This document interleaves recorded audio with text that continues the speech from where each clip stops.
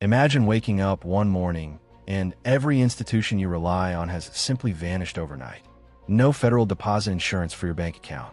No social security check for your elderly parents. No SEC watching over the stock market. No minimum wage protecting your paycheck. No unemployment benefits if your boss walks in and tells you not to come back tomorrow. No FDIC.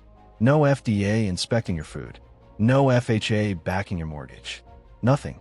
Just you and the raw, indifferent machinery of an unregulated economy doing whatever it wants with your life. That is not a dystopian thought experiment. That is the United States of America in 1929. And what happened next, in the 12 most consequential years in American political history, didn't just save the country from collapse. It permanently, irreversibly rebuilt the relationship between the American citizen and the American government. Every agency, every program, every regulation standing between you and financial ruin today was born in that crucible. This is the story of how the Great Depression invented the modern American government. To understand what was built, you first have to understand what was lost. And to understand what was lost, you have to go back to the morning of October 24th, 1929, a Thursday. Later they would simply call it Black Thursday, because no other name could carry the weight of what happened. The New York Stock Exchange opened that morning the way it always did, with the controlled, confident chaos of men in suits shouting numbers at each other across a trading floor that represented the beating heart of the most powerful economy the world had ever seen. America in the 1920s was drunk on itself. The Great War was over, the boys were home, the factories were humming, and the stock market had been climbing for nearly a decade with what seemed like the inevitability of gravity. People who had never owned a single share in their lives were borrowing money to buy stocks. Elevator operators were getting tips from their passengers and reinvesting them by afternoon. The market, the thinking only went one direction. Then, without warning, it didn't. Within the first hour of trading on October 24th, the market lost 11% of its value. Not over a week, not over a month.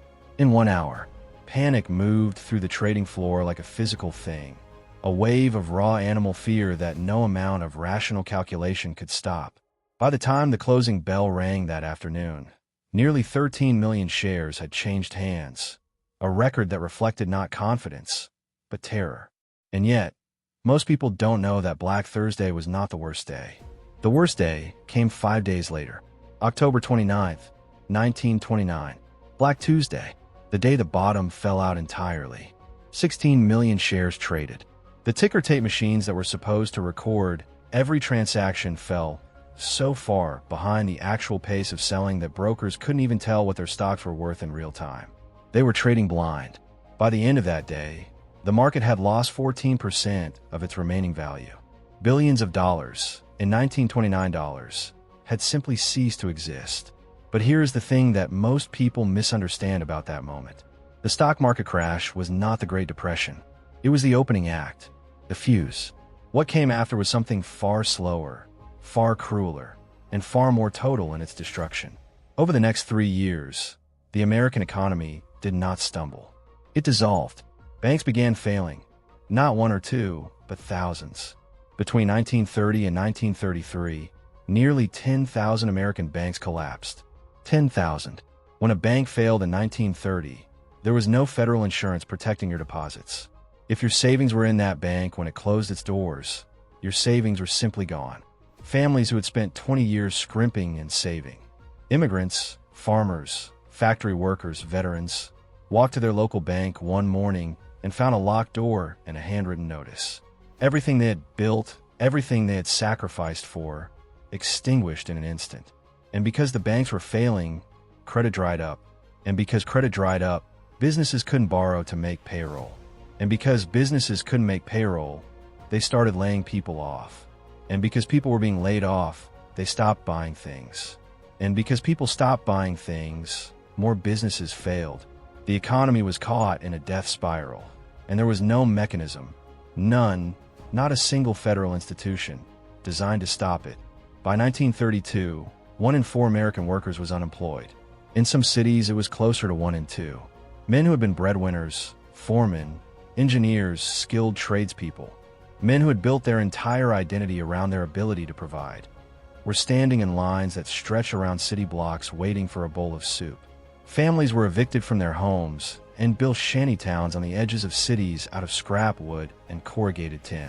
They called these places Hoovervilles, after the president, whom many felt had abandoned them. In New York Central Park, there was a Hooverville.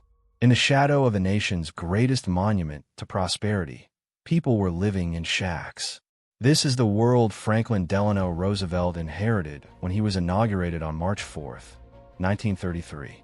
In the speech he gave that day, standing in the winter cold before a nation that had genuinely lost faith in its own future, contained one of the most famous lines in American political history.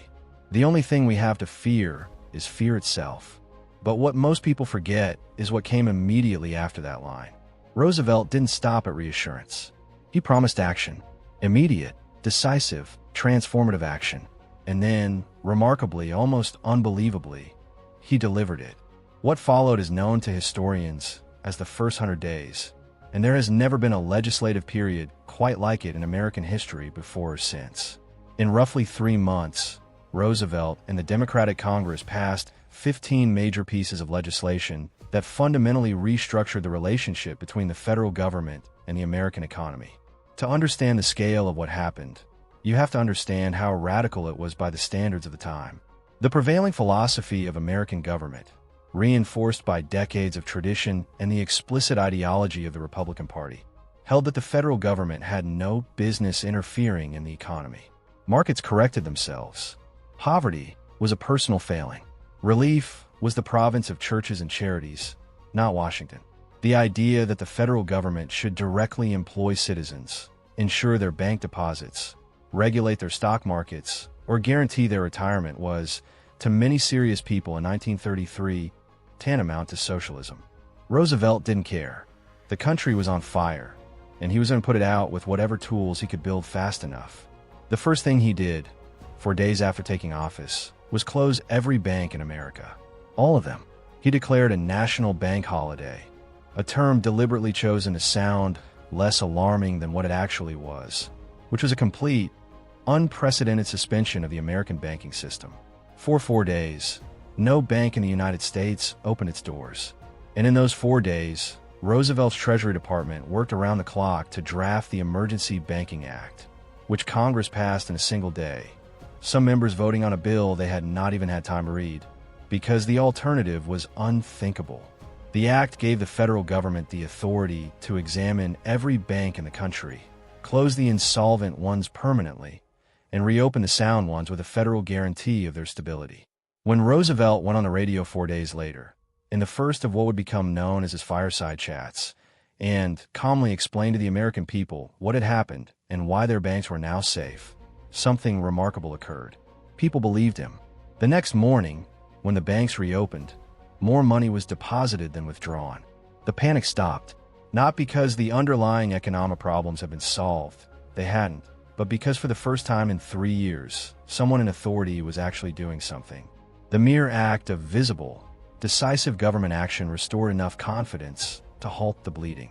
But Roosevelt and his advisors, a loose collection of academics, lawyers, and economists that the press would come to call the Brain Trust, knew that emergency stabilization was only the beginning. The systemic problems that had allowed the Depression to happen in the first place had to be addressed permanently. And so, piece by piece, through the 1930s, they built the architecture of the modern American state. The Glass-Steagall Act of 1933 did 2 things that would reshape American finance for generations. First, it created the Federal Deposit Insurance Corporation, the FDIC. This single institution, almost mundane in its simplicity, represented a philosophical revolution. For the first time, the federal government guaranteed the deposits of ordinary Americans in commercial banks. If your bank failed, the government would make you whole, up to a specified limit. The bank run, that terrifying self-fulfilling prophecy where the fear of losing your savings caused everyone to try to withdraw at once, which then caused the bank to actually fail, which then caused other banks to fail in a cascade. The bank run was effectively neutralized overnight.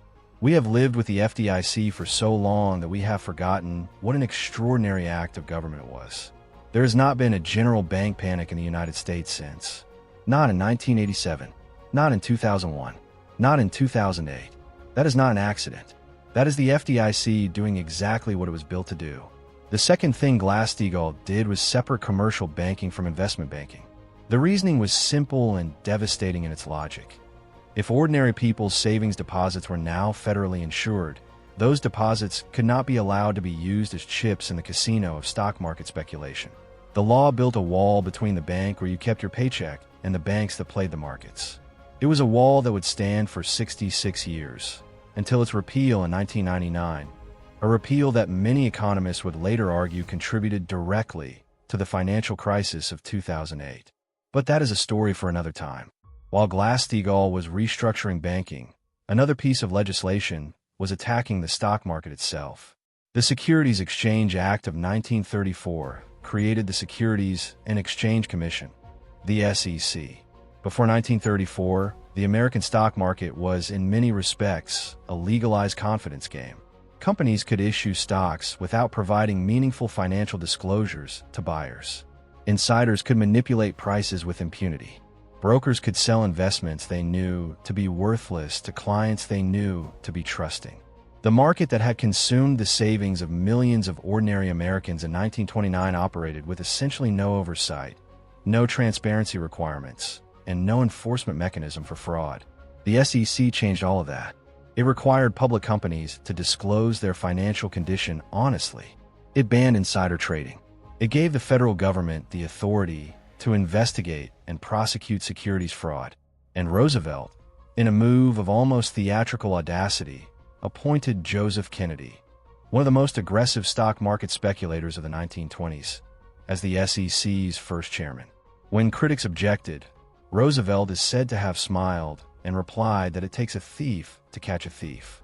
But banking regulation and market oversight, as important as they were, did not put food on anyone's table. The human emergency, the 1 in 4 Americans without work, the families in the Hoovervilles, the farmers watching their land blow away, required a different kind of response. And this is where the New Deal became truly revolutionary, because what Roosevelt built next was not just a set of regulations. It was the first systematic attempt by the federal government to directly provide for the welfare of its citizens. The Federal Emergency Relief Administration channeled hundreds of millions of dollars directly to the states for unemployment relief. The Civil Works Administration put 4 million people to work in just a few months, building roads and schools and public buildings. The Public Works Administration funded massive infrastructure projects, dams, bridges, post offices, courthouses, that would stand for a century. And then there was the Civilian Conservation Corps, the CCC, which is perhaps the most beloved and least controversial program of the entire New Deal era. Young men, unemployed and often desperate, were enrolled in a quasi-military organization that sent them to America's forests, parks, and public lands to plant trees, build trails, fight erosion, and restore the natural landscape that decades of industrial exploitation had degraded. 3 million men serve in the CCC over its 9-year existence. They planted 3 billion trees. They built 800 state parks. They constructed roads through wilderness that Americans still drive today. And they did it for $30 a month, 25 of which was automatically sent home to their families. The Works Progress Administration, later renamed the Work Projects Administration, or WPA, took the concept further still. It didn't just employ manual laborers. It employed artists, writers, musicians, actors, historians, photographers. The Federal Art Project created thousands of murals that still hang in post offices and public buildings across the country.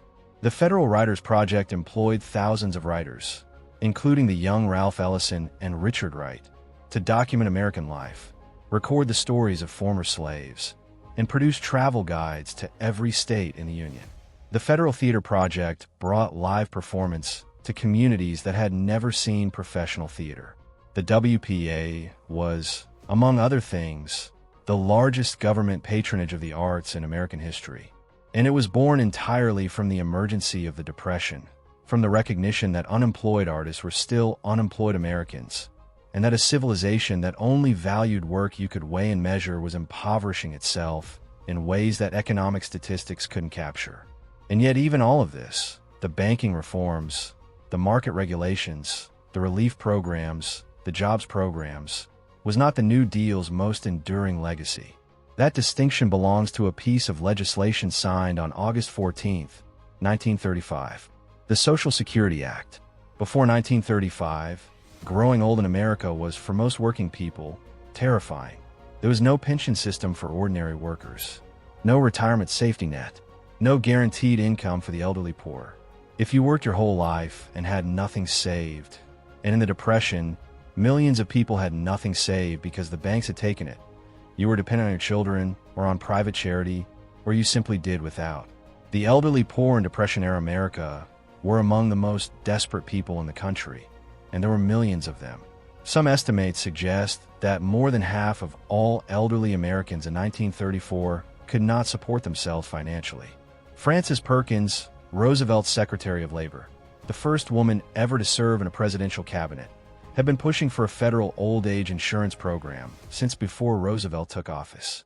She had studied the social insurance systems of European countries, particularly Germany's, and she was convinced that the fundamental indignity of poverty in old age could be addressed through a simple, elegant mechanism.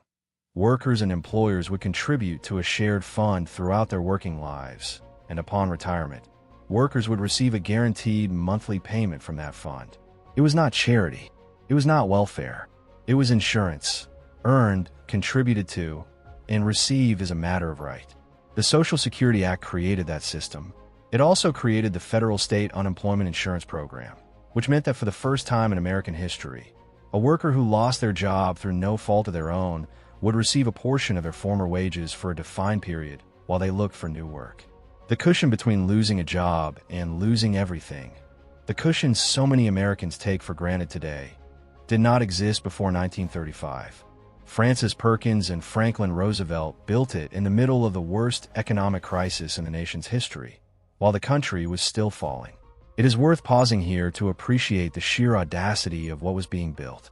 In the span of roughly 2 years, the United States federal government had gone from an entity that regarded the welfare of individual citizens as largely outside its purview to one that had formally committed itself to ensuring their bank deposits, protecting their investments from fraud, employing them in times of economic crisis, and providing for their retirement. The philosophical transformation was as significant as the institutional one. The New Deal did not just create agencies. It created a new idea of what the American government was for. Not everyone was celebrating. The business community, many of its most powerful members, at least, was furious. The American Liberty League, funded by some of the wealthiest families in the country, campaigned ferociously against Roosevelt's programs, calling them unconstitutional, un-American, and socialistic.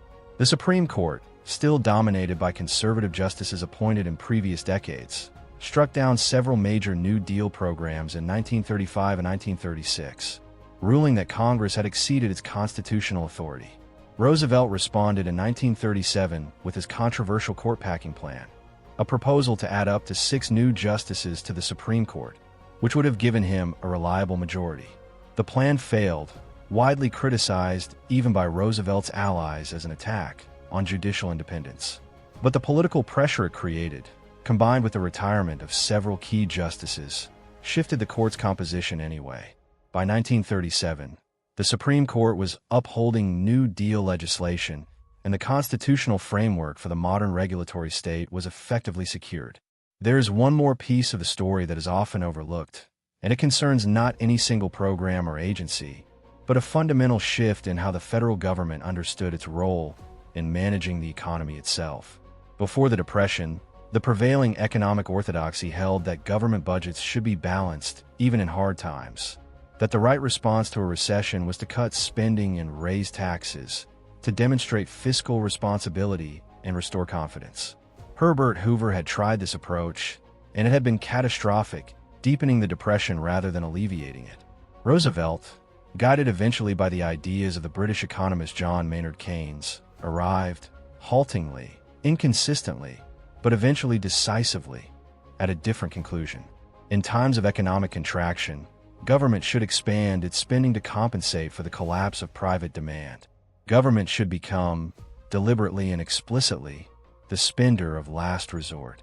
This idea, Keynesian economics, as it would come to be called, became the operating principle of the American government for the next half-century, and its influence on economic policy has never fully receded. Every stimulus package, every emergency spending bill, every federal response to economic crisis since the New Deal has been, at its core, a Keynesian intervention, an acknowledgement that in certain circumstances, only the government is big enough to stop a freefall. The New Deal did not end the Great Depression. That is a fact that Roosevelt's critics have always pointed to, and it is largely accurate. Unemployment remained stubbornly high throughout the 1930s, never falling below 14% until the military buildup of World War II finally put the remaining idle workforce back to work. The economy Roosevelt inherited in 1933 was not fully healed when he died in 1945. In that narrow sense, the New Deal failed its most immediate test. But that framing misses something profound. The New Deal was not just an economic recovery program. It was a constitutional revolution, a reorganization of the relationship between the state and the citizens so fundamental that it is almost impossible to imagine American life without it. Every time you deposit money in a bank without fear that it will disappear overnight, the New Deal is working. Every time a retiree receives a Social Security check, the New Deal is working. Every time an unemployed worker receives benefits that allow them to keep their family housed while they search for work, the New Deal is working. Every time the SEC prosecutes a case of stock market fraud, every time the FDIC closes a failing bank without triggering a panic, every time a post office or a bridge or a trail in a national park built by the WPA or the CCC carries you somewhere you needed to go, the New Deal is working. We live, every day, inside the institutional architecture that crisis built. The federal government you interact with, the one that feels permanent, inevitable, like it has always been there, was assembled in a desperate, improvised, brilliant rush between 1933 and 1938 by a group of people who genuinely did not know if it would work. They were building the plane while flying it, over an abyss, with the wind in their faces. And most of it held. The next time someone tells you that government doesn't work, or that federal agencies are relics of a bloated bureaucracy, ask them this. When was the last time they ran to their bank to withdraw all their cash because they were afraid it might not be there tomorrow? When was the last time they watched their retirement savings vanish because there was no insurance and no oversight and no safety net of any kind? When was the last time they watched a neighbor starve because there was no mechanism, none, for the richest country in the world to help its own people in their worst moments? Those things happened. They happened here, in America, within living memory. And the reason they haven't happened, since is not luck, and it is not the natural kindness of markets. It is the deliberate, hard-won, fiercely contested institutional legacy of the Great Depression. It is the government that catastrophe built,